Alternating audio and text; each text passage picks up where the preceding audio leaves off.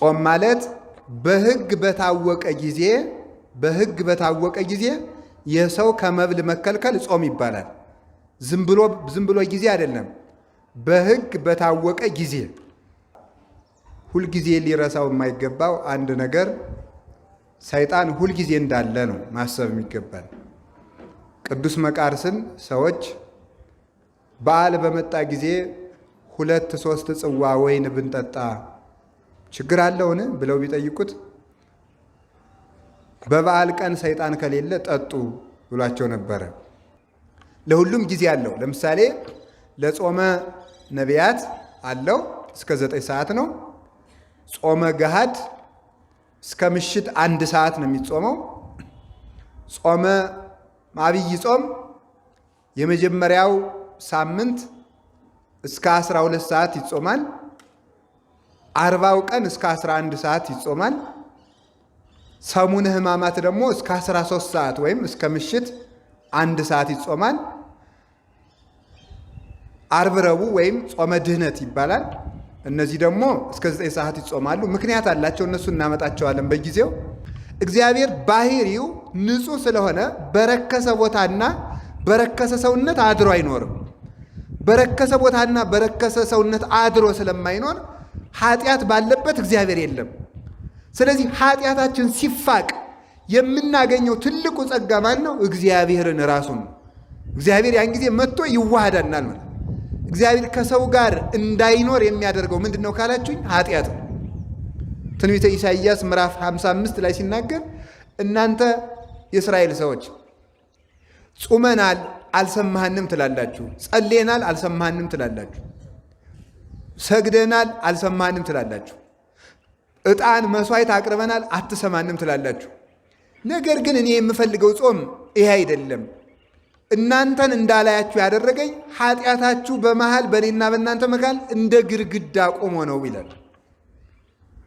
ትንቢተ ኤርምያስ ምዕራፍ 3 ላይ ሲናገር እናታችሁን ያሰናበትኩበት የፍቺ ደብዳቤ ወዴት አለ ይላል። እናታችሁን የፈታሁበት፣ እናታችሁ የሚላቸው ለቤተ እስራኤል መቅደስን ኦሪትን ነው፣ ለእኛ ቤተ ክርስቲያንን ነው። እናታችሁን የፈታሁበት የፍቺ ደብዳቤ ወዴት ነው? እናንተስ ልጆቼ እኔስ አባታችሁ አይደላችሁምን? ነገር ግን ኃጢአታችሁ ከእናንተ ጋር እንዳልኖር መሃል ላይ እንደ ግድግዳ ተጋረደብኝ ይላል። ያንን የኃጢአት ግድግዳ የኃጢአት ግንብ የሚያፈርሰው ስርየተ ኃጢአት ነው። ስርየተ ኃጢአትን የሚያሰጠው አንዱ ማን ነው? ጾም ነው። ስለዚህ ሰው ሲጾም የኃጢአት ይቅርታ ያገኛል። የኃጢአት ይቅርታ ሲሰጥ ሊያጥር የነበረ የሕዝብ ዕድሜ፣ ሊፈርስ የነበረ ሀገር ይታነጻል። ሊያጥር የነበረ ዕድሜ ይቀጠላል። የተለየን እግዚአብሔር ከእኛ ጋር ይሆናል። ጸጋ እግዚአብሔርም ይታዘዛል።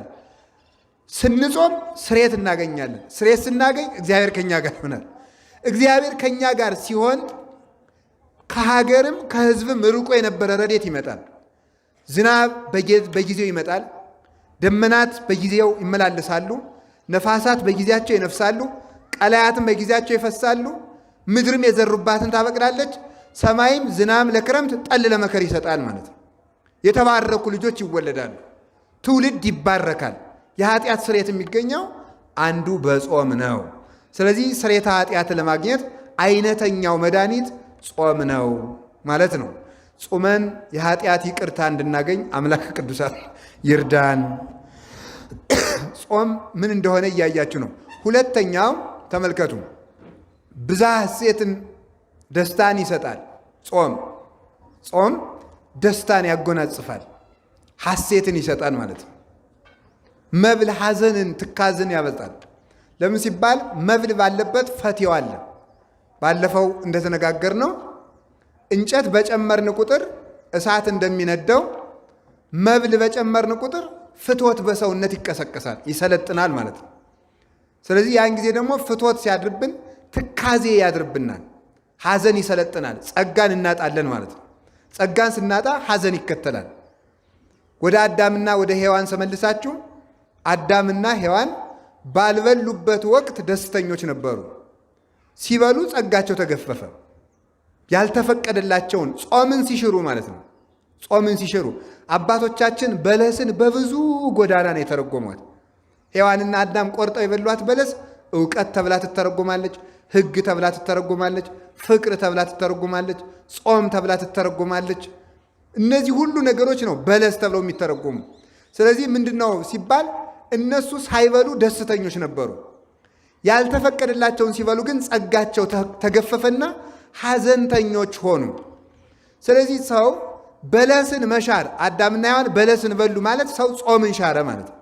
ሰው ጾምን ሻረ። በለስ ለአዳም የተሰጠችው በጾምነት ነው። ጾም ናት ያቺ። ስለዚህ ያቺ ጾም ስትሻር ጸጋ ተገፈፈ። ጸጋ ሲገፈፍ ሐዘን ሰለጠነ ማለት ነው።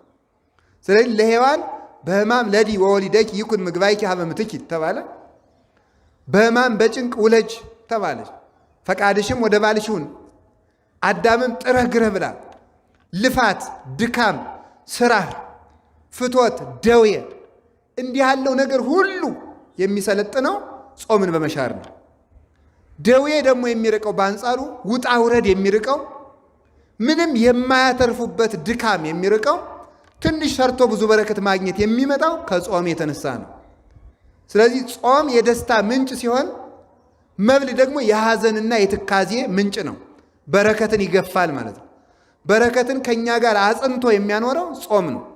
ሰው በጾመ ቁጥር በረከት እየተጨመረለት ኃይል እየተጨመረለት ይሄዳል ማለት ነው። ኃይል ሰው ሲበላ ደግሞ ድካም እየተጨመረበት ይመጣል። ልክ ተመልከቱ፣ ስጋን የሚያቆመው መብል እንደሆነ ነፍስን የሚያቆማት ጾም ነው ማለት ነው። ሰው ሳይበላ 7 ቀን ቢቆም እንደሚደክመው ሁሉ ሰው ሳይጾም ደግሞ ብዙ ዘመናትን ባሳለፈ መጠን ነፍሱ እየደከመች ትሄዳለች ማለት ነው። ጾም የሚፈውሰው የነፍስን ቁስል ነው። ነፍስ ስትፈወስ ደግሞ ስጋ ይፈወሳል ማለት ነው። የስጋ ፈውስ አረቦኑ የነፍስ ፈውስ ነው ይላሉ ሊቃውንቱ። አረቦኑ ምን ማለት ነው?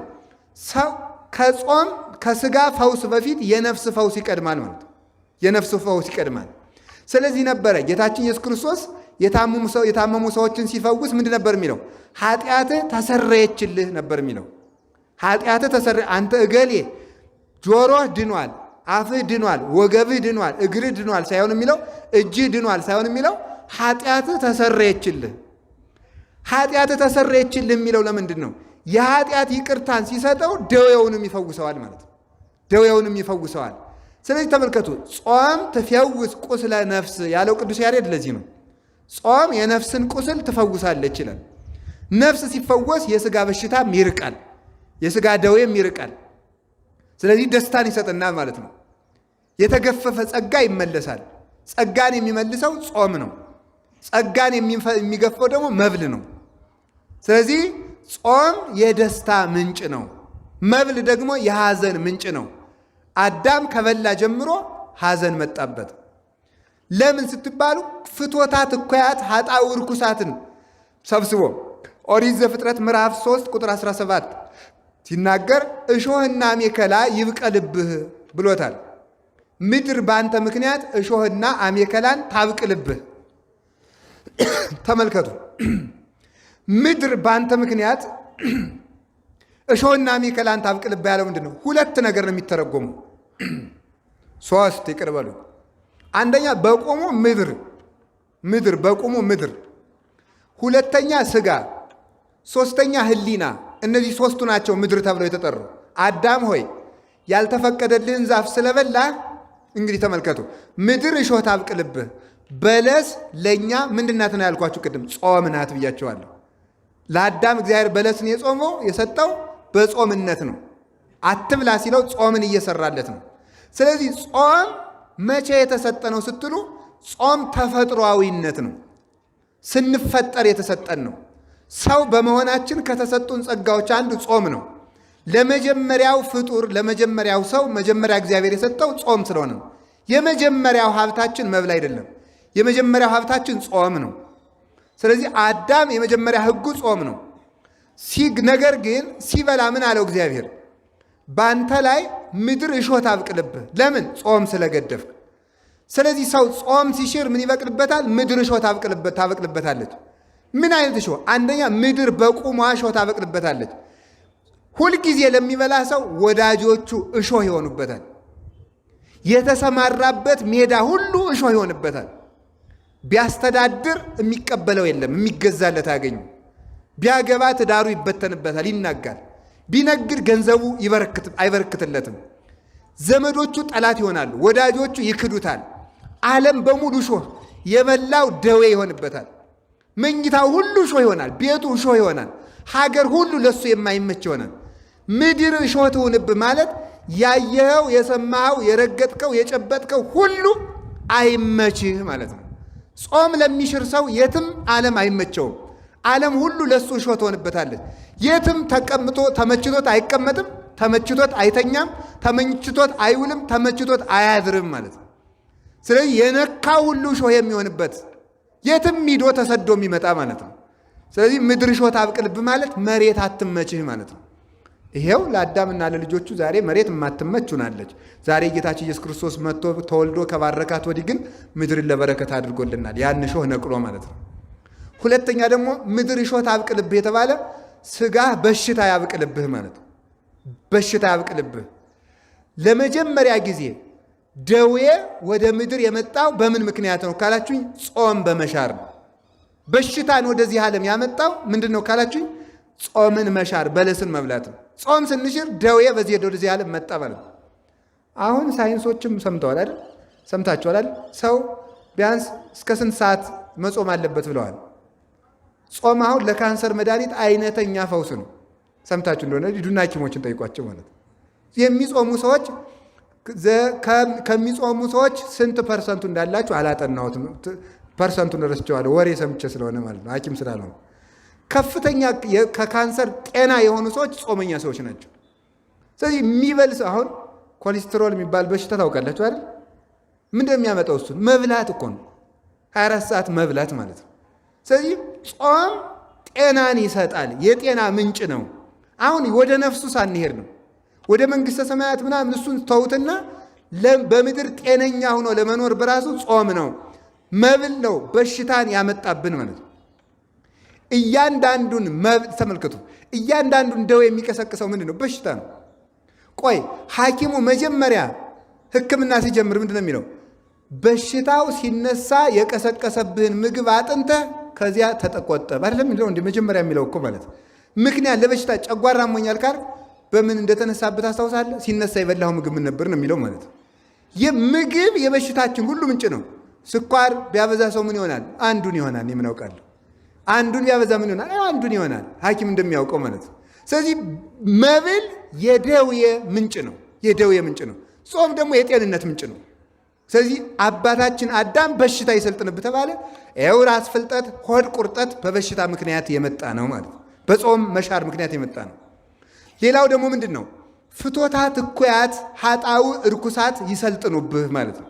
እሾህ ይብቀልብህ የተባለው ሶስተኛው ጾምን በመሻር ያበቀልነው እሾህ ምንድን ነው? አንደኛው ተመልከቱ፣ ምን ሆነ? ደዌ ሆነ ማለት ነው። እንደገና ደግሞ በምድር ላይ ስደተኛ መሆን፣ ይሄንም ጾም መሻር ያመጣው ነው። ሶስተኛው ደግሞ የህሊና መታወክን የሚያመጣው መብል ነው። ጾመኛ ሰው ርቱ ህሊና ነው ያለው። እዩት፣ በአብይ ጾም የሚኖራችሁን ህሊና እና በባለ 50 ውስጥ ያላችሁን ህሊና መርምሮት ራሳችሁ ማለት ነው። በአብይ ጾም ጸጥ ያለ የተሰበሰበ ህሊና ነው የሚኖረን። ብዙ ጊዜ አይታችሁ ከሆነ ሰው ምን ይላል? በአብይ ጾም ነው ጉባኤ ማዘጋጀት ይላል። ለምሳሌ ሰው ሰበካ ጉባኤውን ስትሰሙት ማለት ለምን ሲባል የዚያን ጊዜ የሰው ህሊና ይከተታል። መብላያችሁ በታይ ነው በእውነቱ ማለት ነው። ይሰጥማል። ሊቁም እንደተናገረው ሆድ መርከብ ነው ተባብለን ይል እንዴ? ሆድ መርከብ ነው።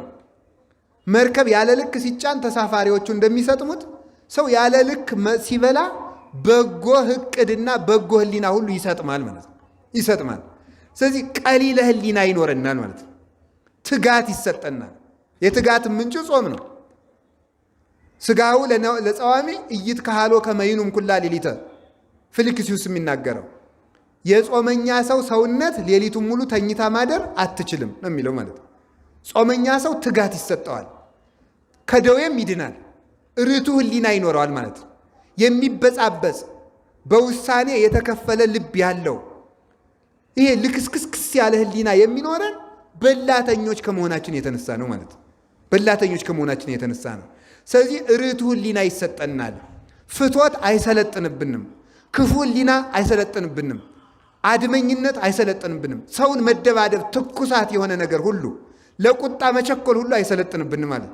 ራስን የመግዛት ምንጩ ጾም ነው ማለት ነው። ራስን የመግዛት ምንጩ ጾም ነው። እንግዲህ እነዚህ ሁሉ ነገሮች ፍቶታት፣ እኳያት፣ ኃጣው፣ ርኩሳት፣ ክፉ ሕሊና በጾም ይርቃል። ክፉ ሕሊና በጾም ይርቃል።